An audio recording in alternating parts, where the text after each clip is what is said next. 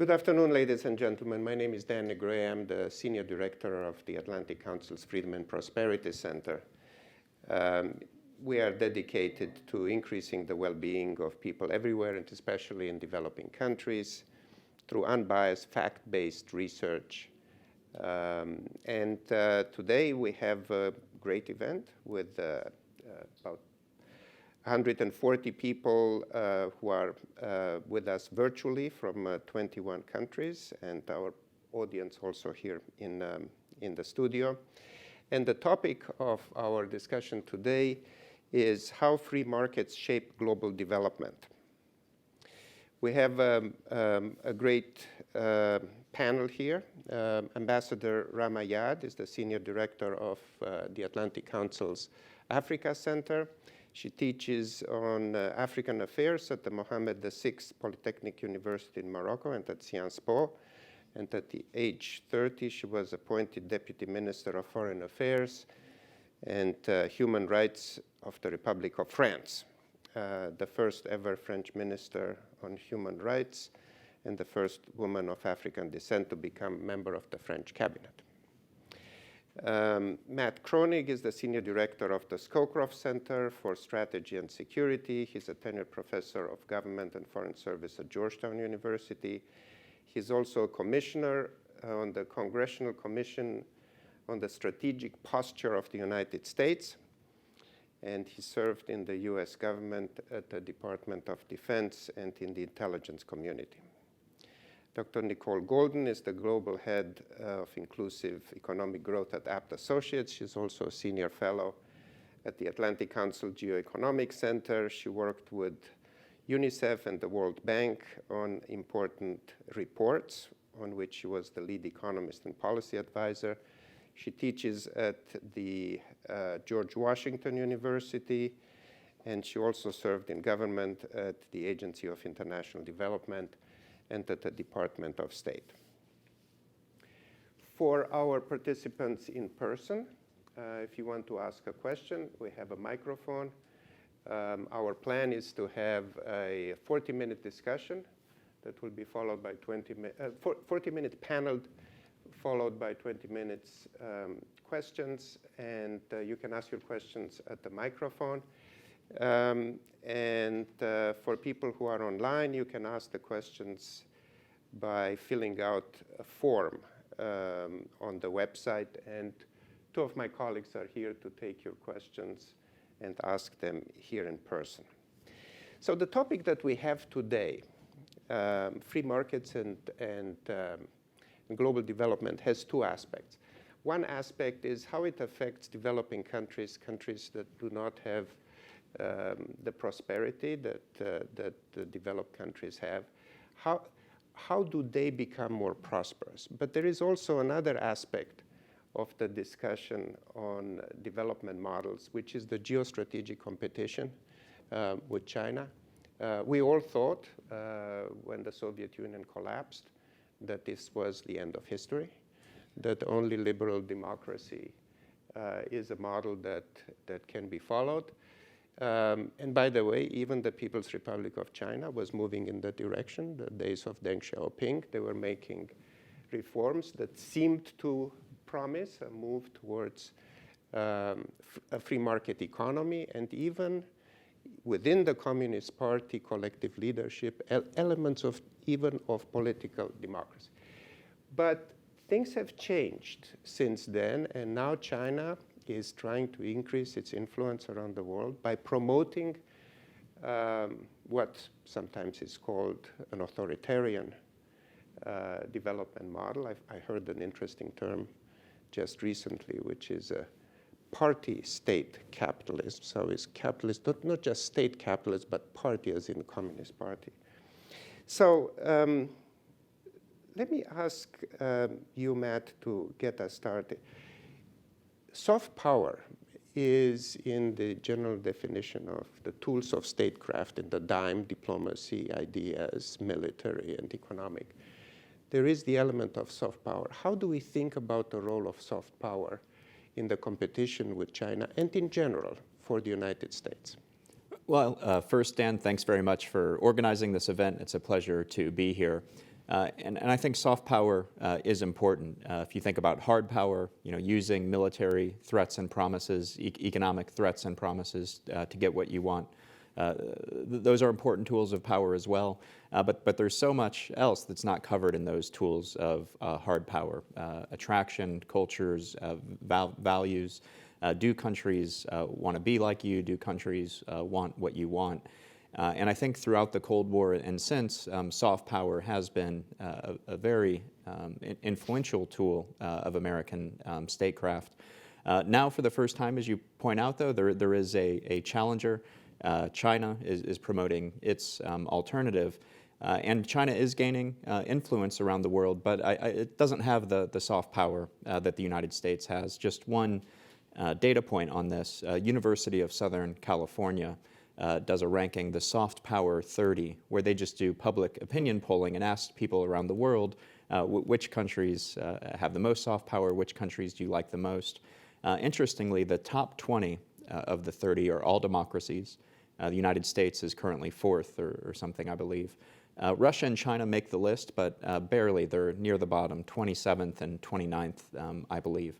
So I do think having a free market, an open society, free politics is attractive to people around the world and is an enormous source of strength for the United States and its democratic allies.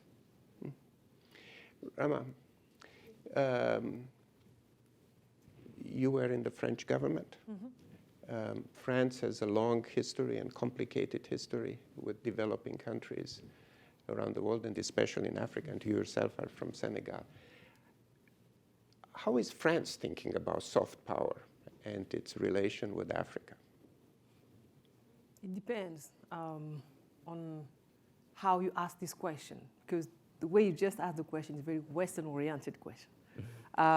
Because from the French perspective, soft power is about culture, creative industries. It's about language, francophonie. That is, beyond Africa. It's about sports. It's about how we can promote this francophone spirit in the relations, in the diplomatic and international relations, which means that France has always tried to promote a third path during the Cold War, between the US, sorry to say that, Matt, and the Soviet Union.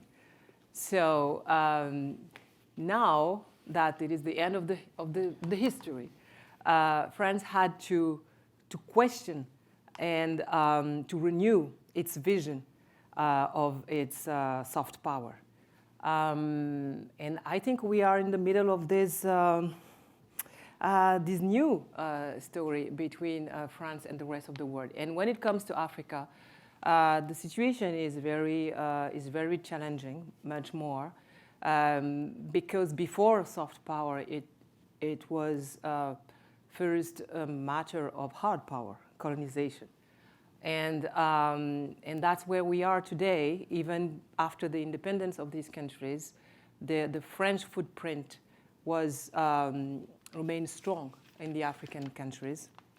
The military presence, the role of French in African governments, even francophonie was seen as the expression of the French hard power on the African continent. And today, right now, literally these days, you remember yesterday, during the press conference between President Macron and the president of the DRC, Félix Tshisekedi, during his Africa tour, they had this public controversy around France's role on the African continent. And Tshisekedi said, it's time to end what we name the France-Afrique, which means, I don't know how to, the précaré, which means the French backyard in Africa, And we are at a turning point in the relationship between France and the African nations because of the pressure of the youth, the African youth, that is growing population, and very, very more and more influent and empowered by the social media. So now they want a shift, a reset of the relations between France and the African countries, and that's where we are. So your question is very open, and France is facing the answer, and really I think they are still trying to figure this out. I'm not familiar with answering these questions anymore, so it's very tricky. But yes, maybe with these new relations with Western allies, France will be able to rebuild this relation with African countries. Thank you so much, Ram. Well, I have another introduction to make. Dan Randy, who is a Senior Vice President at CSIS, the Center for Strategic and International Studies, where he's also the director of the project on prosperity. He held leadership positions at USAID and at the World Bank. He also worked in the private sector in Argentina for Citibank. And he has a great podcast, very, very selective. This is why when Matt and I were guests, it meant a lot to us. We're happy to do it. I was happy to do it. Yeah, I mean, and recently you published a wonderful book called The American Imperative, Reclaiming Global Leadership Through Soft Power. Tell us about the most important message of the book. Why did you feel that there was a need to write that book? Thanks, Dan. I want to thank the Atlantic Council for having me. We're in a new age. The post-Cold War period is over. And so I don't know what you call it. I don't know if we're going to call it great power competition. I don't know if we're calling it a second Cold War. I hope we're not in a second Cold War. But I hope we don't get to a second Cold War, and I sure as hell hope we don't have a shooting war. But whatever it is, it's a lot frostier than it was, even 3 or 5 years ago. I spent a year in my basement, and so did all of you. And then what's happened in the last 12 months with the Russians invading Ukraine and the way China's behaving, they are financing the Russian war effort. They are betraying the Ukrainians and the United Nations and the G20 every which way. So I don't know what you call that. I sure as heck wouldn't call that a friend. So I think in this new age, if you believe we're in an age of great power competition is not going to play out in Russia and China. Great power competition is playing out in Southeast Asia. It's playing out in Africa. It's playing out in Latin America. It's playing out in Ukraine and Moldova. It's playing out in Central Asia. And I would argue most of this competition is non-military. Now, some of it's military. So I think we should give the Ukrainians all the weapons they need and all the weapons they want. And we need to make sure that the Russians are strategically defeated. But if I look at the world, much of the conversation we could have about Africa is going to be a non-military conversation. It's going to be about whose vaccines are they going to use? Who's going to close the digital divide? What values are people going to seek? Is it autocracy or democracy? I'm in favor of democracy. Also things like who's going to build roads and supply power?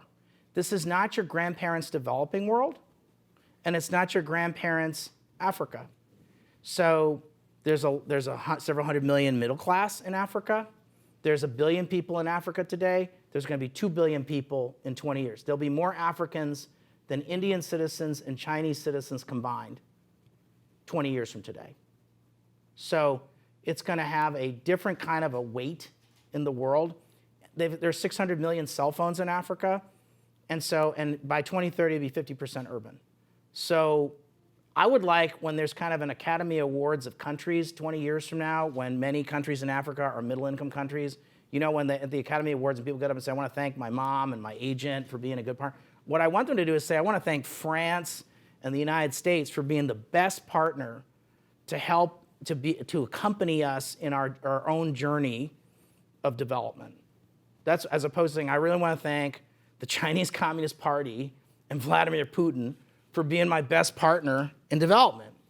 And so I'll just stop with one other thing. So I think if you believe that we're in an age of great power competition and you believe that this is mostly non-military, then we need a non-military soft power strategy. Now, in Washington, if you say soft power, that sounds kind of wimpy.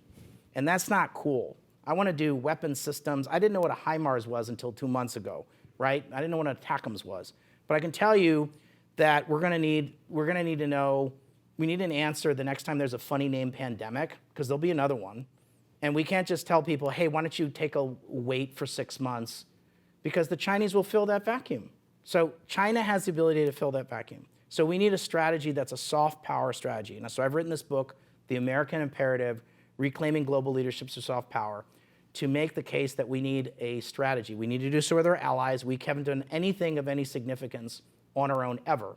We've always done it in partnership with allies and largely in the OECD, but also others. Like, it's a different world today, and we need to find friends and allies where we can. I do think that, I'll just say one other thing. I've yet to find anybody in Washington that says, man, that would be awesome. I'd like to stop being the world's leader. Let's just give it to the Chinese Communist Party. They can run the world. That would be awesome. I have yet to have anybody in Washington tell me so far, like, that would be great. They can have it. I have yet to have someone say that to me. So if you don't want them to lead the world, because if we don't do stuff, they're going to fill the void, and over time, they'll end up kind of leading a new system. They want to overthrow the system or change the rules in ways we're not going to like. You're not going to like. And so we can either do nothing or we can do something. And so leadership is a choice, and we need to choose to lead. Wonderful. Thank you so much, Dan. So, Nicole, staying on the big geostrategic picture for the moment. You served at the State Department, USAID. You have that perspective. And I know you read Dan's book. What struck you from that perspective after reading Dan's book? Great, thank you. And again, it's great to be here with my Atlantic Council colleagues and with Dan, my former colleague. And just picking up on Dan talking about his own book, Dan, I'm glad you're on the opposite ends of the dais here. The way that Dan sort of teed up the book, if you will, and he talks about the not your grandparents' development landscape. And, you know, I've been following and been a practitioner and observant of development for some time, and would agree and have talked about disruptive development. And I think one of the things that was interesting to me in the book, and as Dan was just talking about, the way he sets up the book and sets up this it's not your grandparents' development landscape echoed to me a couple of the changes that I observe in terms of the disruptive development landscape and the way that he presents it through the experience and the path of a number of countries, Bangladesh being one, Colombia being another, and looking at who are the actors in terms of who is who in development, not only in terms of who are the donors and how is that changing, the role of different players from civil society and from the private sector, and I'm sure we'll talk a little bit more about that, but also the kind of how in terms of development is done.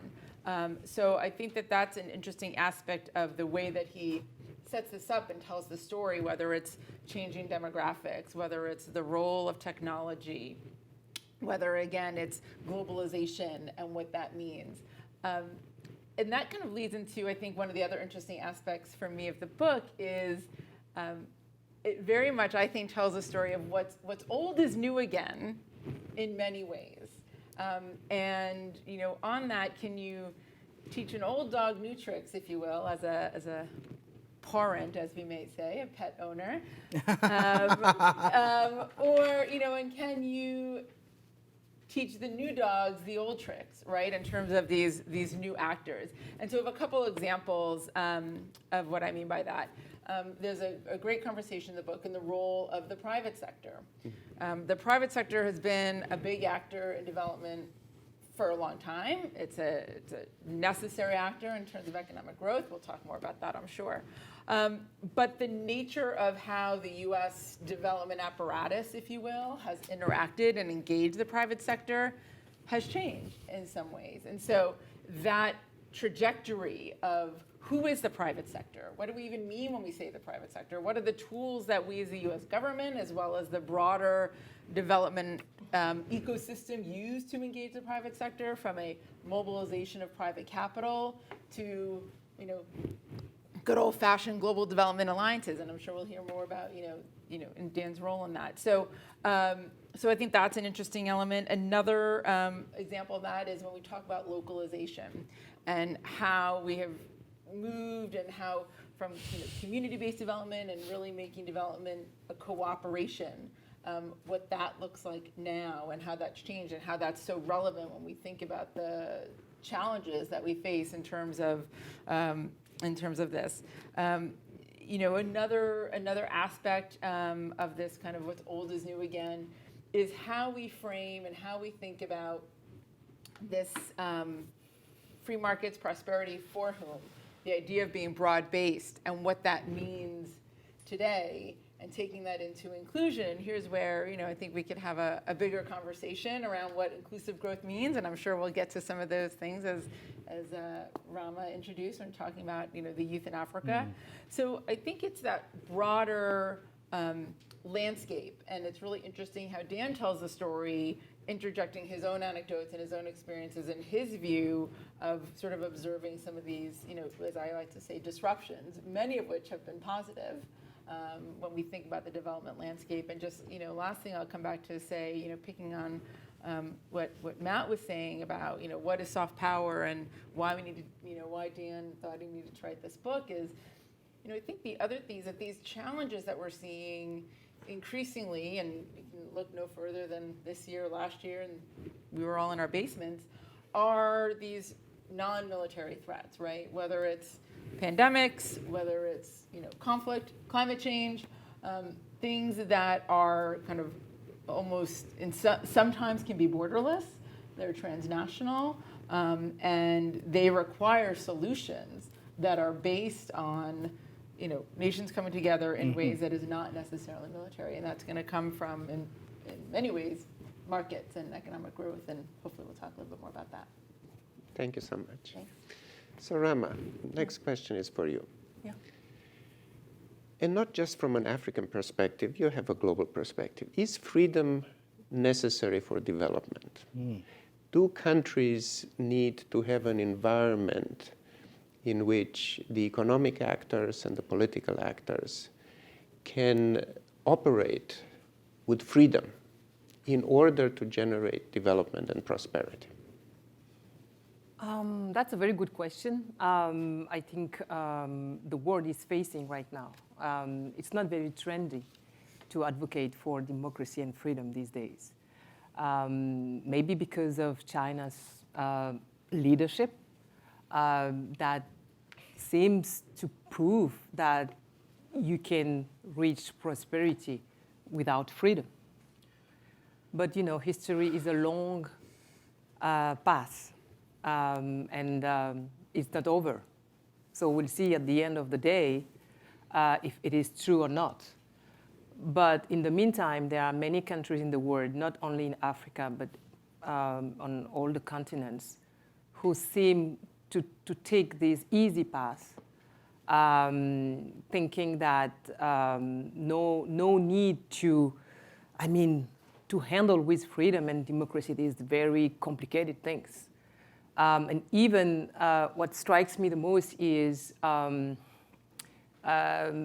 way if we come back to an African perspective, some young activists may think that democracy is a Western good, but that's not true. Democracy is also an African legacy. Democracy existed in Africa before even many countries, many Western countries. So maybe they need to remind their own history or take the control on their own history, because they have been, because of colonization, cut from their own history. So there's a lot of parts of their history they don't know, they ignore, even the democracy aspects. But there are so many communities which were ruled by democratic values and practices, and it's very important to remind them that.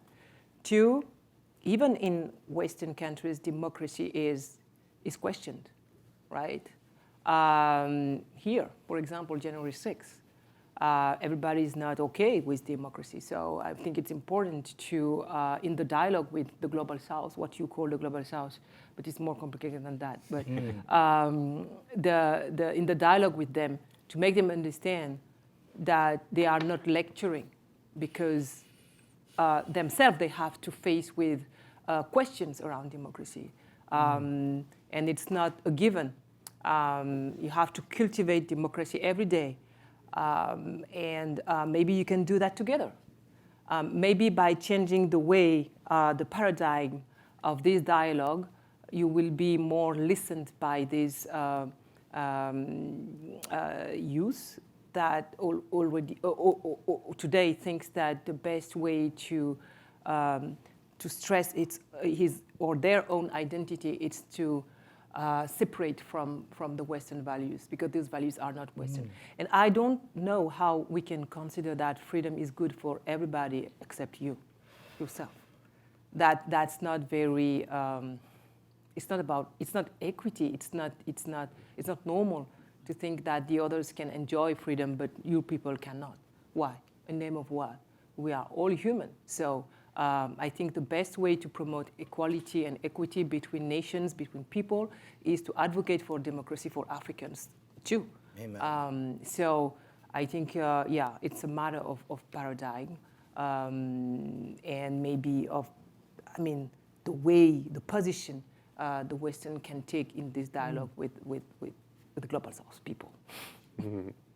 Thank you so much, Rama. So, Nicole, women.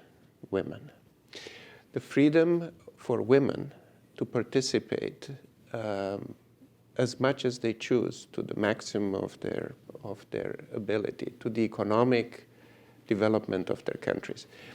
A lot of discussion is occurring about a recession of democracy. People measure, do we have an increase in democracy? Do we have a decrease around the world?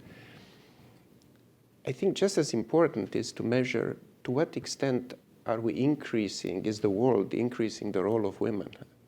Because it's absurd that half the population of a country cannot participate in improving the lot of the particular country. I know you've studied the issue. What can you tell us about it? Well, there's a lot to say, and it's a great question. And in some ways, it picks up some of the conversation we can have about youth and demographics. But it's interesting timing that we're having this conversation. We're in Women's History Month. And Wednesday is International Women's Day. So I'll be having a piece coming out talking about inequality for women for the Atlantic Council. And so there was just actually another report that came out this morning from Moody's that talked about that the global gender pay gap is costing the world $7 trillion, 7%, just based on just the OECD economies. So when we think about what we are losing as a terms of global growth by not having women fully participating, it's a lot. There was a recent World Bank study as well that came out and said that there is $170 trillion in terms of the global gap in human capital gains based on the inequality that women face in terms of education and what that means for their earnings, in terms of low labor force participation. In many countries of the world, that's less than 20%, in particular the Middle East and North Africa and other regions. When we think about the pay gap and you aggregate that, it's significant. And we look at the way that the disproportionate impact of COVID, right, and the economic setbacks that women faced in particular, and many of that is also based on care. And we can talk about the burdens of, not the burdens, but the fact that many women bear the burden of care and of household. Many women, as particular in the developing world, make up a significant force of the informal economy, have lower wage jobs at lower wages, And all of that adds up to a lack of economic opportunity. And then when we think about the ways, not only beyond sort of wage work, when we think about the importance of small business and entrepreneurship, and I'm sure we'll talk about some of this as well, and you look at the lack of financing that goes to women-owned businesses, or the challenges that they face, it all adds up to a drag, if you will, on nations as well as the world's opportunity to kind of capitalize on economic growth. At the same time, the opportunity is very vast and very deep. But coming back to something you said, it's the economic opportunity, but it's also the link into political, into social, into civic engagement. And I think what we're increasingly seeing is that those are very much interlinked. And you need both. If you talk about freedom, what does that mean? When we think about energy, right, and we think about the role of sort of energy poverty in keeping many, whether it's young girls out of school or the inability to do work, when we think about some of these, education, as I said earlier, the career choices that many young women, girls, and then that they have coming, into, and what does that limitations puts on them going forward. So it's about this sort of broader realm of opportunity, and if we can unlock that, the potential, the dividend, if you will, to take a term can be great. So lots more to unpack. Thank you. But start there. So Matt, let me ask you next question. So another aspect, since the theme for our conference is how does freedom contribute to development? One of the aspects of freedom is freedom in international relations, and especially in international economic relations. And one of the disruptors in free international relations has been the role of the Chinese Communist Party and the People's Republic of China. How bad has this been, and what can the United States do to level the playing field so we can contribute to global international development through better international economic exchanges? Yeah. Well, first, let me congratulate Dan on his book, and I was just checking on Amazon, #1 new release in the international organization category. Congratulations. Thank you. I'd recommend it. Probably the most comprehensive treatment of American soft power since Joe Nye's original coining of the concept. So thank you. And in many ways more practical too about what does the United States do now? So congratulations. Thanks, Matt. China was let into the WTO in the 1990s, and at the time, we knew it wasn't a market economy, but we made this strategic bet that as China becomes enmeshed in the global economy, it will reform and become more of a market economy. As it becomes more of a market economy, it'll become more democratic. As it becomes more democratic, it'll become more cooperative. And we've learned now that bet didn't pay off. Instead of moving in this direction, it went in the other direction in all those areas, especially under President Xi, cracking down on democracy and human rights at home, reasserting state control over the Chinese economy, actually backtracking on the liberalizing reforms that the party itself had promised, and becoming more aggressive internationally, threatening its neighbors. And so now the United States and its allies are trying to adjust. That bet didn't work. What do we do next? And so there's a lot that we need to do, but when it comes to international economic relations, I think what we're seeing is a selective decoupling. And a couple of years ago, people talked about decoupling, and it was kind of black and white. You had some people saying, well, we can't be too dependent on China. It's an adversary now. We need to decouple. On the other hand, you had people saying, well, wait, we're still getting rich. What's the problem? And so I think either of those extremes don't make sense. What we're seeing is a selective decoupling. And in areas where there are real sensitive national security concerns, technology, military technology, I think we are seeing a hard decoupling. New report just the other day that the Biden administration is seriously considering restrictions on outbound investment, because you have this situation now where essentially, Wall Street is investing in Chinese technology firms that are making weapons to kill Americans, which is not a good use of American capital. Reverse CFIUS.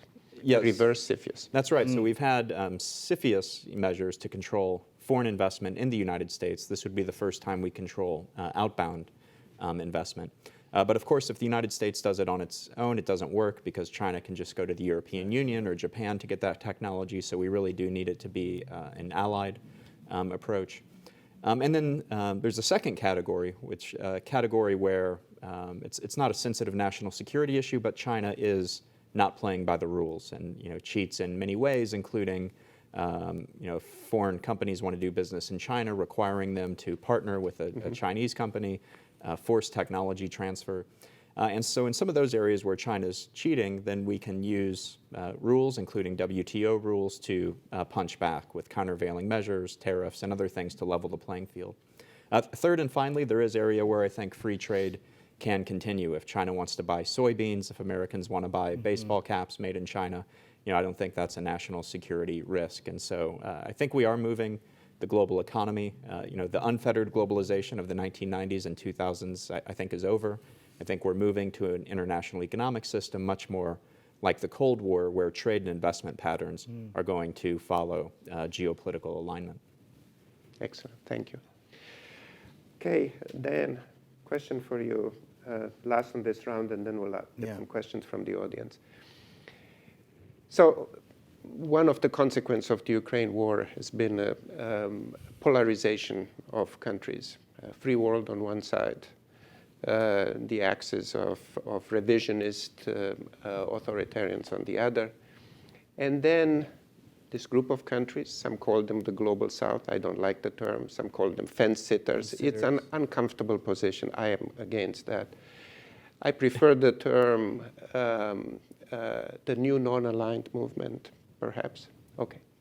So you have those guys. Now, traditionally, the United States and developed countries in general will go to developing countries and say, we want to gain influence, and we are giving you economic aid, foreign aid, grants, and preferential access to our markets. Neither in the Trump administration nor in the Biden administration is there appetite to increase grants or to increase preferential treatment. But at the same time, the United States has a moral obligation to help other countries and a geostrategic interest in influencing these countries. How do we do it? What are the tools? So I do think that, there have been a number of countries where it doesn't matter how much foreign aid we're going to spend. So, like, for example, India, they're voting the wrong way on this Ukraine war. It's just, I think they abstained. They've been abstaining, I think, consistently. And it's really disappointing. There have been a number of African countries that have abstained as well. So there's not enough. Ultimately, sometimes they'll say, well, I'm buying weapons from Russia. And so now they've seen these poor weapons being, used, and so maybe that's an opportunity for us to have them buy. I'd rather have them buy French weapons or American weapons or somebody else, but that excuse goes away, I think. I also find it very troublesome countries that have an anti-colonialist mindset, if I can put it that way, including India and a number of countries in Africa, to say, wait a minute, this is a form of colonialism. What they're doing in Ukraine is a form of colonialism.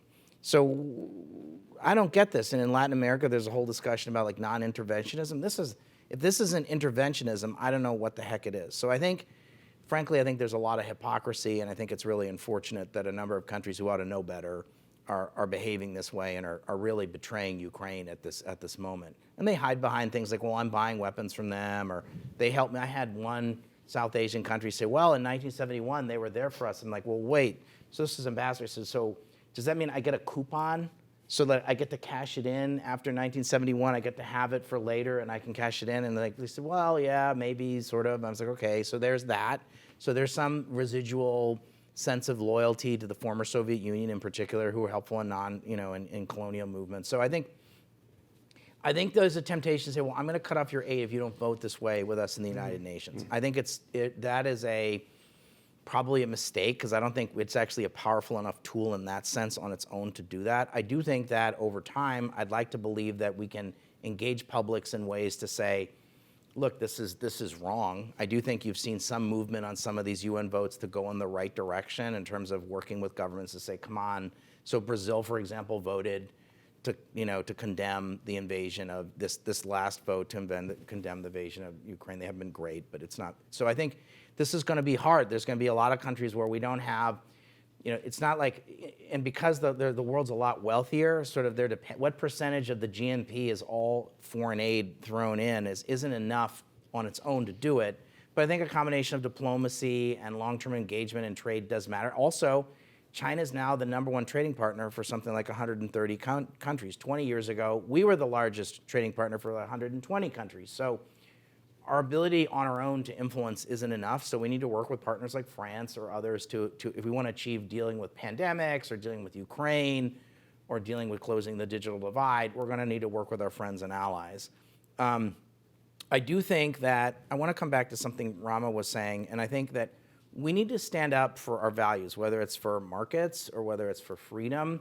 And so my view is that any major progress over time, and this stuff is kind of the work of a long time, it's not something you can whip up in 20 minutes, on whether it's democracy. If you go back to 1980 and look at the Freedom House, Freedom in the World Index to today, it's something like, it's a lot freer than it was. There's been we've had more freedom, there's been something called a democracy recession, but it's still a freer world than 40 years ago.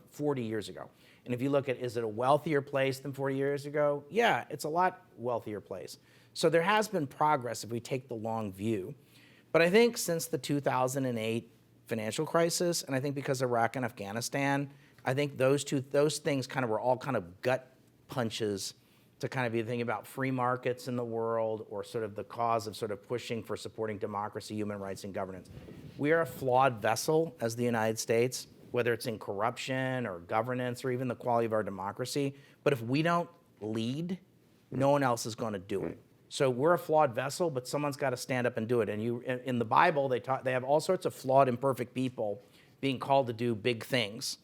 And so my view is, we're a flawed, imperfect leader, but if we don't do it, no, if you said any of the movement on global corruption in the last 40 years has required American leadership.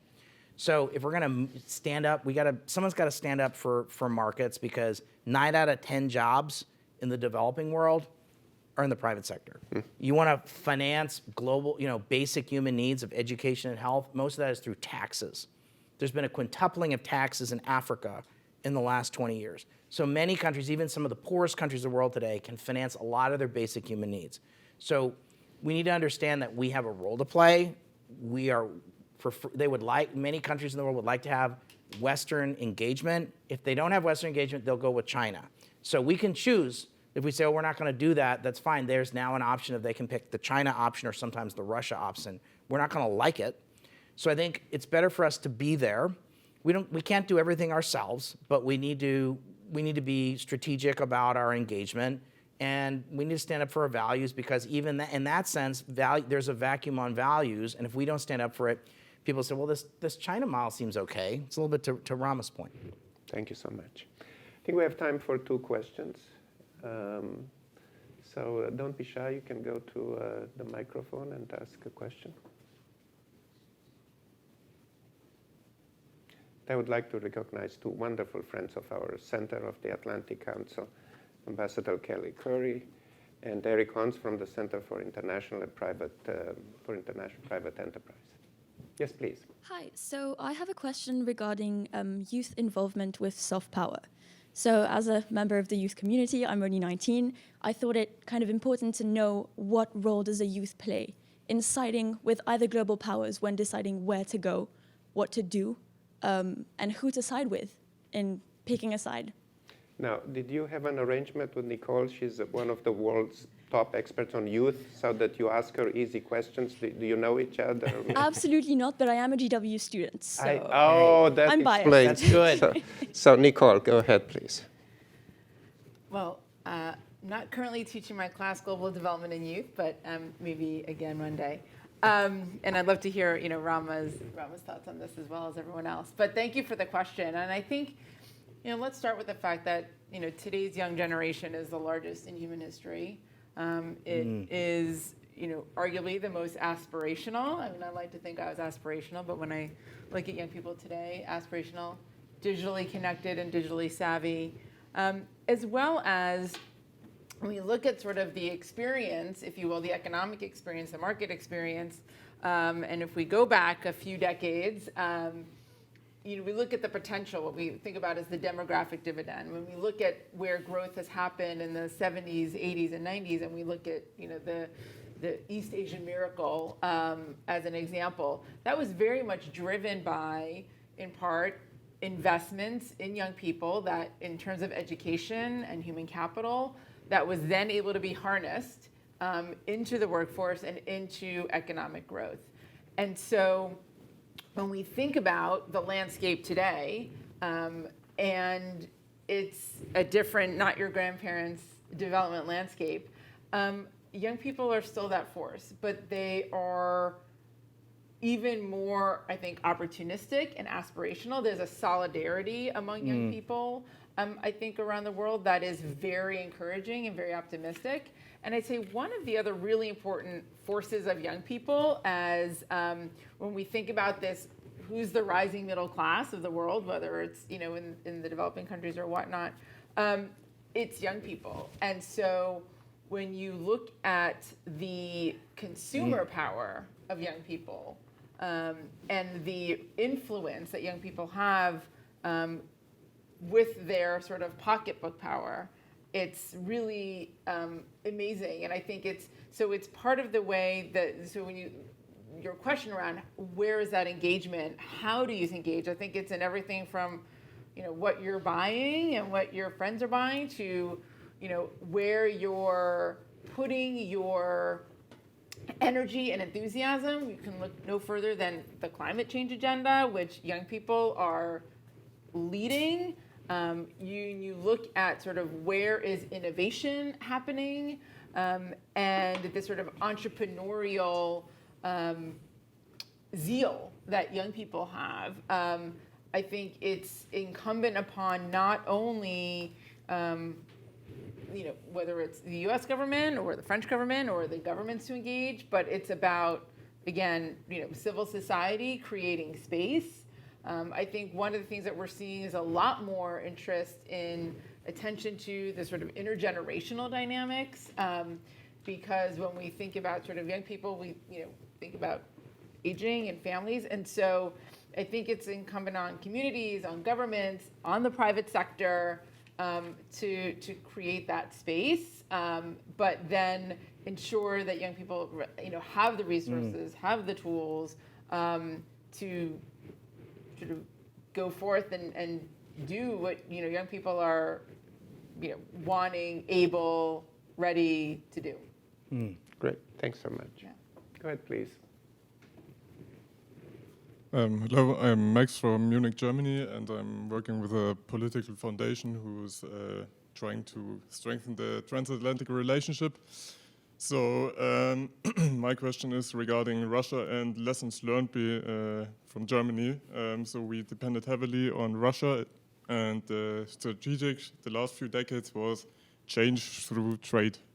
I don't know if you, if it's right, the right translation, but yeah. So obviously this strategy failed, and now the next thing is China, right? We depend heavily on China, and if you see we sell parts of the German harbor in Hamburg and something like this, and Olaf Scholz is going to China and make business deals and something like this. Do you feel like the European Union and especially Germany has understand the danger kind of thing from China, or the lessons learned not to depend too heavy on other countries? Matt? Well, it's a great question, and I think that the Europeans have learned some lessons from the war in Ukraine, but I'm not sure that they're doing enough about it. And so The United States talked to its European allies for years about the dependence on Russian oil and gas.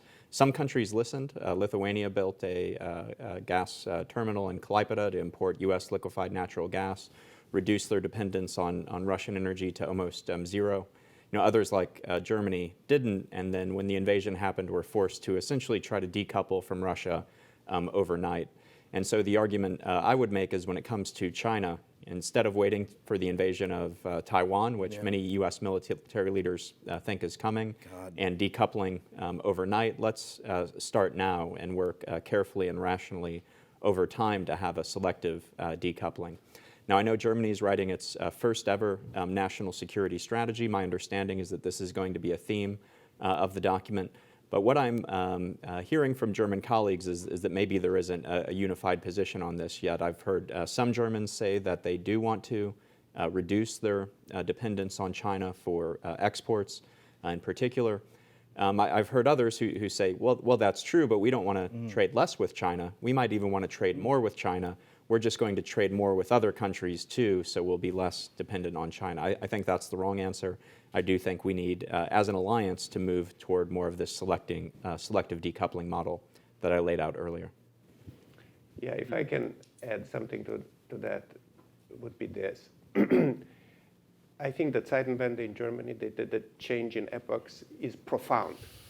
There is no going back. I believe that Germany has learned the lesson of depending on autocracies. They've learned the lesson with Russia. They will not repeat it with China. But we are not going to see very quick movements, but the movement is in the right direction, is my belief. I don't know if I think that's right. You would agree with that. But the change has occurred. So one last question. Can you introduce yourself, please? Yes, I'm Joseph. I'm the Deputy Director of the Freedom and Prosperity Center here at the Atlantic Council. So we got a few questions online, so I'm sorry I'm not going to be able to ask all of them. But one is, how do you reconcile the desire for freedom in the prevalence of economic starvation, especially in the developing world? And another question that relates to that is, do you think that we should pay more attention to improving the livelihoods of people, which will pave the way for democracy by empowering them to fight for their rights? So, Rama, why don't you try pick whatever you want from these questions, the last answer we're giving. Yeah, it's the classic question between freedom and or the contradiction between freedom and development. What should be the priority? Should we prioritize feeding people or bringing freedom to them? And that's exactly what authoritarian models or regimes say. The most important for us is development rather than democracy or freedom. I mean, I don't know how it is possible to appreciate that, but what I understand from this important question is that even if people are well fed, at the end of the day, they would need to express themselves if they have something to say. And people are not animals that need to be fed. They also need to vote, to live freely, to make their own choices, for women to choose if they want to be married or not, the freedom to go to school. I mean, all this stuff matter too, and that's why I think that being a human being is a dignity, and that's the difference with an animal, and that's why it's so important to progress on these two paths at the same time. So, and there's no choice or no priority to make here. And that's very important for the US policy to understand that too. Because at the very moment when the US gave the impression to be back on the African continent, you know, I mean, Secretary Yellen, Thomas Greenfield, Lloyd Austin, Jill Biden, everybody's in Africa right now. Chinese people, Russians, French. So what do we want exactly? What do we want to do there? To do there? It's a great news because Africa is interesting, and it's great news because until now, Africans thought that Africa was not interesting enough, except when we mentioned China. And Russia. And Russia, and now Russia. So it's good news, but it can be also an opportunity to make a reset in this relation. And what I see is that there's a new behavior. Like we are trying to listen, to understand what you want, what we missed, and that's a good point. But there's two things to avoid maybe. First, to trade values against money, for example, or values against and development. It's very important not to make a trade here. Like during the Cold War, you support us and we will help you. And that in this game, democracy never wins, because you can support authoritarian regimes only because they are by your side, you see? So that's the first thing to avoid. And the second thing maybe is, Russia, when it comes to Russia, what is very challenging for Western countries in Africa right now when it comes to Russia is when you tell them how bad they are, I mean, Wagner, etc. Of course they know. They know, Africans know they are not children. But the problem is, they say, but they were with us when we tried to be free. Correct. So let it go. I mean, the past is the past. You can't do anything about that. Maybe try to do better for the future, because what is done is done. And now it's the future that matters. And here, it's what is very important when it comes to leadership in the US is to regain the moral leadership. That is what is, I mean, beyond the business opportunity that will be very, very important to invest in business in Africa, more than assistant and humanitarian aid, that is short-term solutions that don't fix anything. There's something that is more important. It is the moral leadership. I mean, stand for our values, right, but no gap, please, between the values and the ground. Because that's what young people don't like in Africa. They say, okay, you advocate for values, but what are you doing on the ground? What we see on the ground is different from the values you're talking about. So that gap, that is the enemy is not Russia or China, because they don't invest in democracy and freedom. So, and that's not why they are interesting for Africans. But what is interesting in the US is this leadership there. And that leadership has to be cultivated through a reduction of the gap between the advocacy for values and the reality on the ground. That is very, very important. And if the US do that, that would be great. And on the other, last point is maybe to add that the US can count on their own strengths. I mean, Africans or young youth in the world, they don't dream of the Chinese way of life or the Russian way of life. But they know about Hollywood, Silicon Valley, the MIT, I mean, Georgetown, Harvard. That matters. And everybody dreams of that. So that's a strength that should be cultivated. And that's why we work so much on creative industries, for example. And I think these assets, that's where the US should work more than wasting time with these people are bad. And look, the UN vote, yeah, you're right. Last week, African nations, there were 22 to abstain or to not vote to condemn the Russian aggression, more than 1 year ago. That's crazy. After all these calls for supporting, there are more nations to abstain. And that's very important to understand why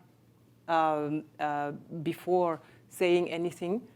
Because if you know why, maybe you can tailor your answers and find a solution to all these challenges. But once again, I think the most important asset is what Secretary Yellen, for example, is trying to do now by giving more access to capital for African economies at the World Bank, at the IMF, by when Joe Biden suggests to support African nations to have a seat at the Security Council, a permanent seat, or seats at the G20, that kind of things are very interesting tools to support African nations. And Chinese or Russians, they cannot do that. Only the US can do that. Thank you so much, Rama. Well, we're out of time, but I would like to sincerely thank our panel. At the Freedom and Prosperity Center, we view it as our job to give intellectual tools to the agents of change around the world, whether they are people in government who want to understand the issues better, or people who are not in government, or legislatures who want to learn how to present issues to their government. This panel was recorded. We will tweet about it. We'll make it available on our website so people can hear your wonderful contributions in discussing these issues which are important. Thank you very much. Thank you. And thank you very much to you who attended and to people who are with us Say hello to online. José for you. Have a good afternoon. The Bye-bye. wiki pages.